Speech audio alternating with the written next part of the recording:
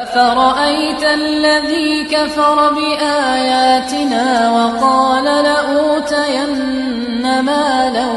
وولدا أطلع الغيب أم اتخذ عند الرحمن عهدا كلا سنكتب ما يقول ونمد له من العذاب مدا ونرثه ما يقول ويأتينا فردا واتخذوا من دون الله آلهة ليكونوا لهم عزا كلا سيكفرون بعبادتهم ويكونون عليهم ضدا ألم تر أنا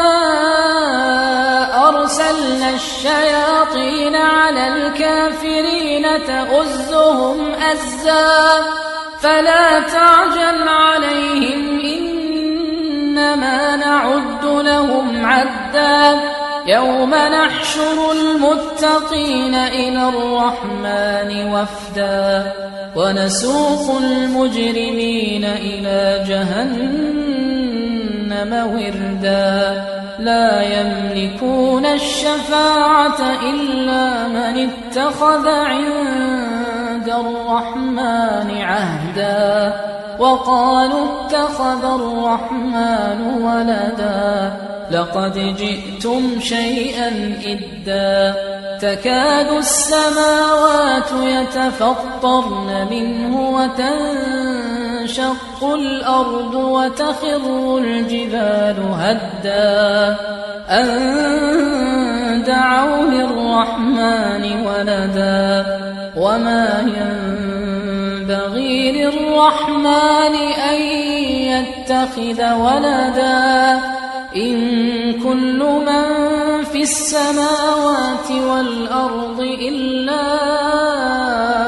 آتي الرحمن عبدا لقد أحصاهم وعدهم عدا وكلهم آتيه يوم القيامة فردا إن الذين آمنوا وعملوا الصالحات سيجعل لهم الرحمن ودا فإنما يسرناه بلسانك لتبشر به المتقين وتنذر به قوما لدا وكم أهلكنا قبلهم من قرن هل تحس منهم من